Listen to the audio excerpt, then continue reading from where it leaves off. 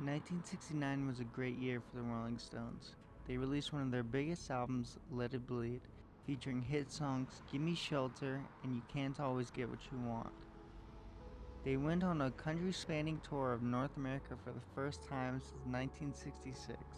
And this time, instead of headlining clubs and smaller venues, they were now headlining some of the biggest arenas in the country. But during this tour, one of the band's darkest moments in their history would take place.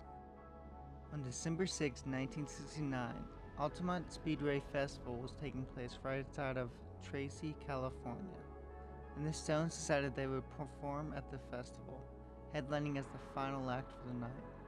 At this show is where things would go wrong, when the management of the Rolling Stones would hire the notorious biker gang, the Hells Angels, to be security for the show, by recommendation of the bands The Grateful Dead and Jefferson Airplane.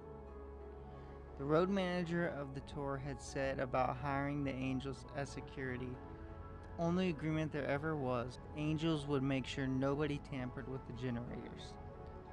As the show began, though, this was quickly seen not to be the case. The Hells Angels had a very particular way of performing security at rock shows, which was punching and kicking anybody who got near the stage, no warning. So when a young man named Meredith Hunter decided they wanted to get a better view of the show by climbing atop a speaker, he was quickly pulled off by the Angels, repeatedly punching him in the face while they did so. Hunter began trying to sink back into the crowd, but noticed that a group of the gang members were still following him. Out of fear, Hunter pulled a handgun that he had brought to the show out of his pocket to try and protect himself from the gang.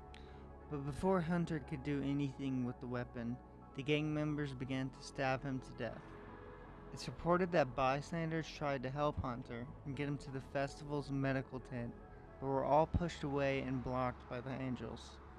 Hunter passed away before he was able to be brought to the tent.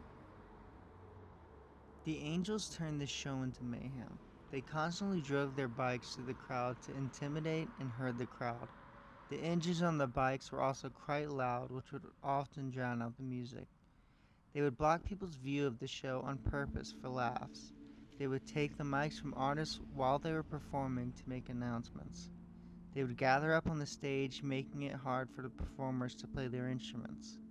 The Angels turned what would have been a great festival into an infamous night that would cement the Angels as some of the worst security in rock history.